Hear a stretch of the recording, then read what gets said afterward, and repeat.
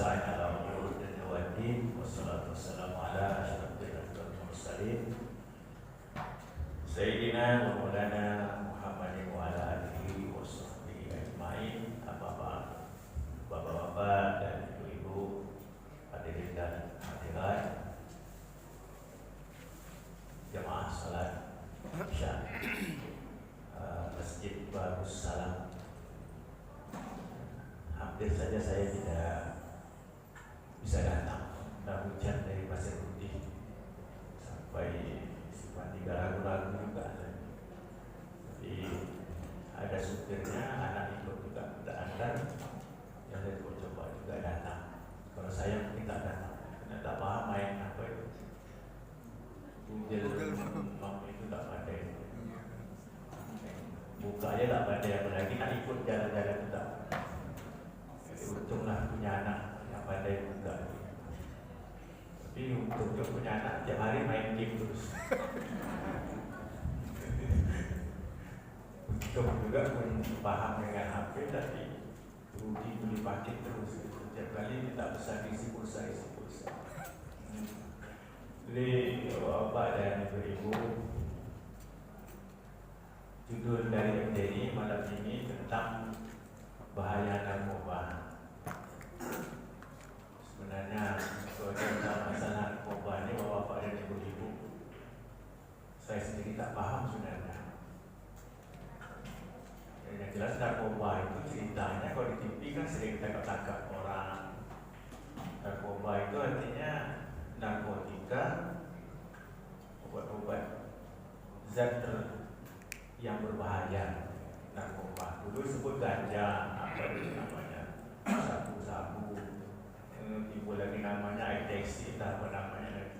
Yang jelas dalam bentuk pil atau dalam bentuk tepung apa segala bentuknya itu sintetis atau tidak itu dari bahan tumbuh-tumbuhan pun yang sifatnya itu memabukkan atau punya ketergantungan seseorang terhadap obat tersebut sehingga menjadi candu.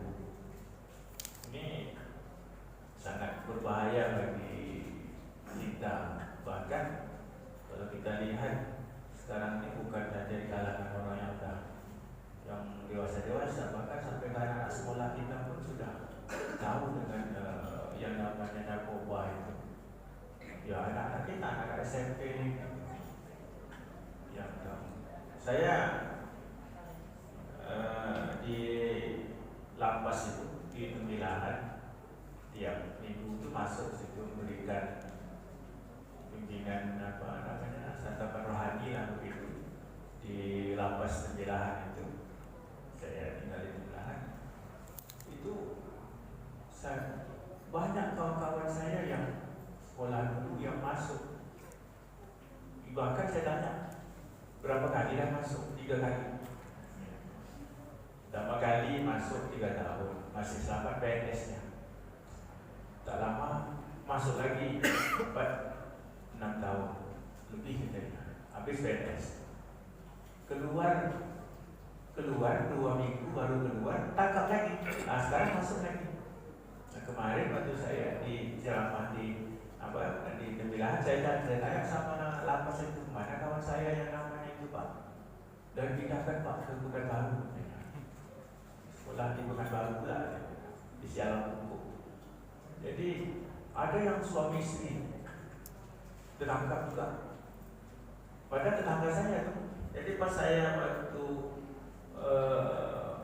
diundang potong sapi korban kemarin itu di Hari Raya Haji kemarin, kebetulan memberikan khutbah Hari Raya di lapas itu. Ketemu kata dia, Pak ini tetangga saya dulu, kata dia. Ya saya bilang ya Pak, ini tetangga saya. Suami istri masuk. Ya, bertetangga betul soal dengan rumah saya. Nah itu kakak itu dia banyak masuk. Bahkan ada yang sudah 3 kali masuk, keluar masuk lagi, keluar masuk. Jadi itulah bahayanya narkoba ini. Ya sejenis apa bentuknya saya pun tak paham. narkoba ini, karena memang tak pernah nengok di TV je orang ni yang katanya betul-betul itu. Kali tertangkap itu bukan main-main gerak-gerak atau 1.2 apa sekarang lah, main betul. Kali tertangkap itu pun yang tertangkap. Kalau yang tak tertangkap itu mungkin lebih daripada ribuan ton juga yang masuk ke kita. Narkoba ini, saya kadang-kadang berpikir kalau memang menghabiskan pulsa supaya anak-anak memang candu dengan game, rasanya lebih mendingan daripada narkoba itu. Karena narkoba ini kalau dah kena, memang tak ada cerita lagi, habis masa depan itu tak ada. Habis, tak ada cerita. Saya tahun 99 itu pernah dapat kesempatan belajar di pesantren Abahan di Suralaya, Tasikmalaya, Suralaya. Abahan waktu itu masih hidup. Di situ kan pesantren pusat rehabilitasi narkoba. Pesantren itu pesantren pusat rehabilitasi narkoba. Oleh pondok pesantren tadi, nama pesantren itu pesantren Asrar apa dah begitu. Pesantren itu kan pesantren terikat Qadariyah Naqsabandiyah, TKN. Itu pesantren itu. Santrinya 3. Santri yang tua-tua golongan tarikat Qadariyah Naqsabandiyah, santri biasa Sanawiyah Aliyah dengan kita, dan santri luar biasa. Santri luar biasa ini santri narkoba. Santri narkoba, santri luar biasa ini santri narkoba. Yang masuk ke narkoba itu bukan hanya orang yang sekitar Indonesia saja, yang dari Pahang, dari Malaysia masuk situ, Pak. Saya diinapkan di suatu mis 2 lantai. Saya tanya, mis ini bagus sekali, bisa masak, bisa apa? Ini Pak, katanya hadiah dari Raja Pahang. Kebetulan mungkin anak raja. Kalau sana kan namanya Dada, Malaysia, anak raja. Dihantar ke situ. Kalau bisa sembuh, jadi itu dibangunkanlah mis itu 2 lantai di pesantren itu, Raja Pahang. Oleh Raja Pahang dibangunkan tempat menginap. Gitu. Jadi saya dapat kesempatan terakhir. Katanya, Pak, kalau mau dapat tempat inabahnya putra atau inabah putri yang narkoba itu, Pak. Ya. Saya bilang, tak salah yang putra, saya yang putri sajalah. Dibawalah ke ujung kampung itu, tepi hutan, ujung kampung sekali gitu. Di situ ada sekolah inabah putri yang narkoba juga, yang masih parah-parah itu masih dikurung gitu. Diobati dengan tarikat tadi. Kalau jam 2 malam itulah mulai mereka dimandikan, disingkirkan lah begitu, ditawar-tawar. Ngamuk-ngamuk juga. Ya ngamuk sakit gitu, ngamuk itu kan. Jadi dihantam dengan zikir la ilaha illallah sampai subuh begitu. Jadi sampai yang selesai sehat itu sekolah kayak biasa. Jadi kata Pak Kiai itu, Pak, sebelum pulang ke Sumatera, cobalah Bapak ngajar. Ngajarlah saya ke sana, anak-anak itu. Tapi cantik, Pak. Rata-rata anak-anak yang narkoba yang dasarnya cantik, cewek. Jadi saya tanya, memang tuh lalit gitu anak-anak tadi, walaupun nasihat. Mereka tak mau lagi pulang, Pak. Jadi mereka banyak yang kawin sama orang-orang kampung sini, tak mau pulang lagi. Anak-anak Bandung gitu, anak Bandung. Jadi saya tanya, apa sebabnya? Karena sabu sampai kompor mak saya pun saya jual, Pak, katanya. Untuk membeli sampai kompor maknya dijual, kompor gas maknya dijual. Jadi saya tanya, sama anak tadi kan, dia tanya, saya tanya itu nanti dia pulang-pulang gitu, apa tak begitu nyambung. Itu artinya kalau itu namanya sabu-sabu kata dia. Jadi terakhir pengalaman saya. Jadi kata Pak Kiai, Pak, kalau Bapak mau pulang ambil satu, bawalah pulang, Pak. Kata dia, suruh dia, saya ngambil satu bawa pulang ke Sumatera. Pak Kiai tadi, ini cewek tadi itu. Jadi saya bilang, gimana Pak Kiai? Ya tak apa-apa, dikasihnya aja bawa pulang, katanya.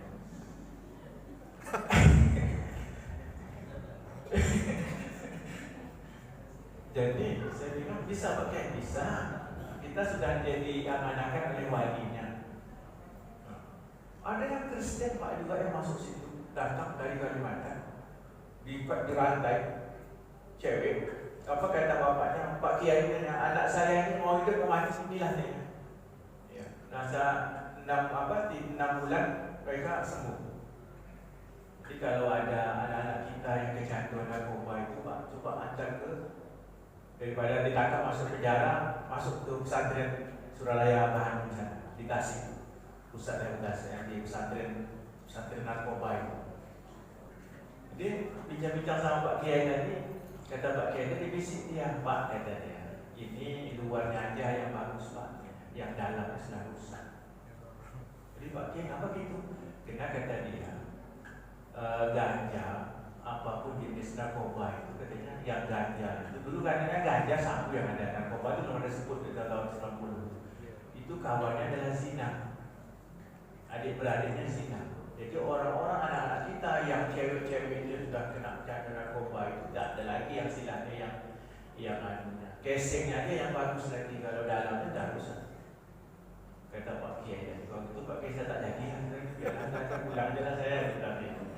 Jadi narkoba ini sejenis minuman khamar, ya khamar yang memabukkan. Kullu muskirin khamr, setiap yang memabukkan itu adalah khamar. Jadi wa kullu muskirin haram, dan setiap yang memabukkan itu adalah haram. Jadi sama jenisnya. Penyakit masyarakat yang paling tertua ini ada 4 sebenarnya. Ya, zina, judi, apa lagi, zina, judi, bertenung, komudi nasib. Kan banyak kalau pada saya Pak Kades, saya bilang saya kurang ketemu Pak Kades juga. Kalau nak jadi pada saya kepada desa itu banyak mereka pergi ke dukun bertenung gitu, bertenung, komudi nasib, ya. Dan juga menyembah berhala. Jadi penyakit inilah. Jadi itu tak bisa hilang sebenarnya. Yang namanya minuman keras ini apapun jenisnya itu berubah. Jadi jangan kita kira anak-anak kita yang namanya khamar itu adalah jenis minuman yang memabukkan, minum saja. Kalau pil itu tidak minum namanya, bukan. Yang namanya itu sama saja, yang sifatnya memabukkan tadi, yang menghilangkan akal itu tadi, ya, yang menghilangkan akal itu termasuk dalam bentuk narkoba atau minuman keras. Jadi ya allazina amanu innama khamru wal maisir wal ansab wal azlam rijsun. Dalam Al-Quran surah Al-Maidah ayat 90 itu dikatakan, wahai orang yang beriman, innamal khamru, sesungguhnya minuman keras, khamar, termasuk ada situ narkoba, ya, sabu, ganja yang menghilangkan akal, ya, khamar. Innamal khamru wal maisir, ya, dan judi, maisir. Apa saja bentuk judi itu, ya, pertaruhan itu ya judi. Apa yang online pokoknya judi. Sekarang kan banyak pun tuh nama-nama tak paham lagi kita yang online ini. Wal ansab, dan berkorban untuk berhala. Ya, berkorban untuk berhala. Seperti semah-semah itu. Ya, kan kita kadang-kadang sering itu bersemah, menyembah-nyembah, ya, korban ayam, korban telur itu dihantar ke dihantar dalam, kalau di kampung saya di Manda sana itu pakai ajak masuk dalam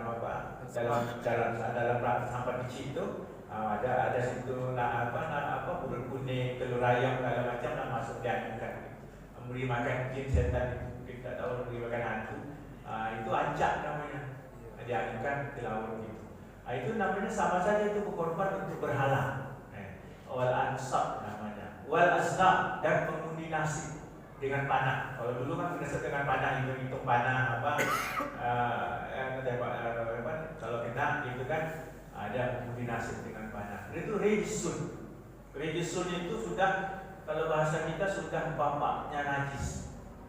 Kalau najis itu biasa, di atas najis, paling najis itu namanya rijsun. Min amali syaitan, termasuk daripada perbuatan syaitan. Fajtan ibuhu, maka kata Allah, jauhi olehmu, ya, la'alakum tuflihun, mudah-mudahan kamu menjadi orang yang sukses, yang menang dunia dan akhirat. Jadi 4 perkara ini. Ya khamar yang pertama, ya judi, ya, dan mengundi berkorban tadi, ya berkorban untuk berhala itu, ya. Jadi dulu ini habis cerita kita ya, 15 menit Pak ya. Ya, berkorban untuk berhala itu maksudnya ya sama kita tadi misalnya mengadakan sesajen itu sama saja begitu bentuknya. Ya berkorban untuk berhala itu maksudnya kan berhala itu Tuhan, ya, mempersembahkan sesuatu kepada kepada selain daripada Allah Subhanahu Wa Taala. Nah, kalau kita lebih kepada sesajian atau untuk sesama-samahan tadi. Nah, termasuk juga yang dilarang itu, yang haram hukumnya itu ya mengundi nasi, ya mengundi nasi. Ya, kadang-kadang kita datang ke orang pintar, karena kau tengokkan tampak dan aku ni yang macam ini. Apa kata dukun tadi itu? Ini kalau nampak orang sekali mati, gitu. Percaya kan itu? Itu risk. Jangan mengundi-undi nasib. Kemudian nanya nasib ke depan bagaimana. Takdir Allah itu ada, semuanya sudah ditentukan oleh Allah Subhanahu Wa Taala, baik takdir yang baik atau takdir yang buruk. Yang mudah-mudahan ini jadi perhatian bagi kita. Mudah-mudahan Allah selamatkan anak-anak kita daripada bahaya narkoba ini. Jangan sekali-kali berkenalan atau menyentuh narkoba. Sekali kita memakainya, maka selamanya kita rasanya tidak bisa lepas daripada itu, baik sebagai pemakai maupun sebagai pengedar, dan itu sangat berbahaya, ya, sangat berbahaya. Bahkan yang masuk dalam lapas penjara itu pun, di dalam lapas pun mereka masih menjual itu juga, Kan kita sering dengar masih yang masuk dalam penjara itu masih mengendalikan penjualan narkoba. Ini pada akhirnya kalau kita lihat yang masuk, yang menjadi korban itu kebanyakan adalah anak-anak kita yang Islam. Kalau kita tanya anak-anak yang Muslim, mana ada? Tak ada. Ada anak kita seperti dalam penjara itu yang terlibat kasus narkoba itu rata-rata Muslim, non-Muslim. Ini apa? Generasi yang dirusak itu adalah generasi kita, generasi Islam ini. Yang mudah-mudahan kita tadi pada minuman keras ini, khamar ini, ya mudah-mudahan ya. Karena yang masuk kita itu ya bukan lagi bukan lagi itu sudah main ton itu ya, main ton, ya. Bahkan ada sudah hukuman mati. Ya, masuk tak jerah. Anda masih juga tidak jerah. Jadi penjara rasanya tidak juga menyelamatkan. Keluar penjara masih 2 minggu 3 minggu mereka masuk lagi, ditangkap lagi. Tidak ada yang selamat. Mudah-mudahan